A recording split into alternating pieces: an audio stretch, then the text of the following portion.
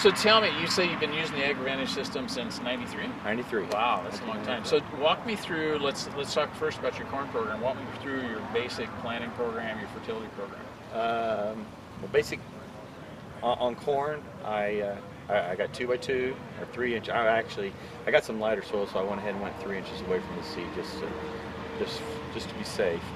But I put it down 10-10-10 mixture, which is 10-34 and 32%. And then also I have on the seed I put 3-18-18, and then sidekick, and then any micros depending on what the field calls for. It's a different blend. And then I also put in the 2x2 I also have thiosulfate. Okay. 1 or 2 gallon. And some boron. No, I don't use the boron. I pretty well wait and put all the boron on in side dress. Okay. So I'll come back with, depending on the field, how many units, but I side dress everything. I don't use any anhydrous. Okay. But I'll come back with I just have a FEAST bar, and I put on a quart of boron pretty well everywhere. I actually have some field I'll use a quart and a half. Okay. But, tell me about your boron experience. You were cheering about 7 years ago that you really saw the difference. Yes, my one of the last years my dad was with me, and he come down. He forgot the boron. It's like, oh man, he said, what do you want to do? And I said, just unload half of it on here and go on back and get the rest of it, and go ahead and go back, refill up, and then bring the boron. And I said, I'm gonna make me a little check block. So I did that, and time went by, and I was with my agronomist. We were driving down the road, and he pointed over and he said, hey, look, your starter didn't turn on, did it? And I just agreed with him, honestly. I just said, and man, the rest, we went and did what we had to do, and got back home, jumped in the pickup, and went down there. I couldn't remember my starter not turning on. So I went down there and went out there, and then after I got out there, bam, it rang a bell. You know, it just like, it said no boron to the west and boron to the east. I had it flagged both ways.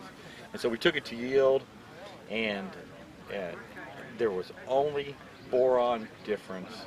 And one side of the plot was 30 bushel an acre, the other side was 24.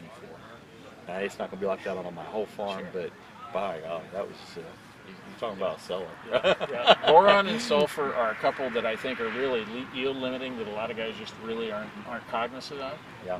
But we're pulling the yields off that we're pulling off with these varieties today, and not getting the acid rain and things like that. It's just we're just showing a lot of deficiencies that a lot of guys aren't aware of. Now, you mentioned you put all your micros in furrow, which is a really efficient way to do it, except boron. Boron's the one that you can't do that with. So either a 2x2 or 3x3 application or a foliar is typically the way to do with the boron, but it really makes a huge difference. I think so. Yeah.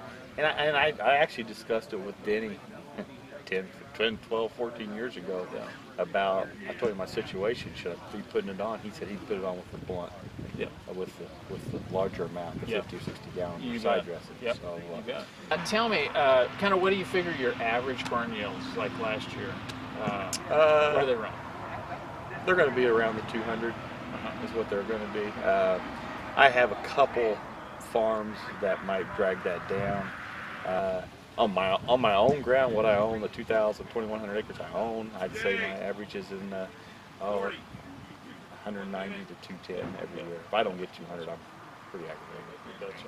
But then you have 2012 where everybody was horrible in our area, and I did have 129 bushel average. So that was all right with me.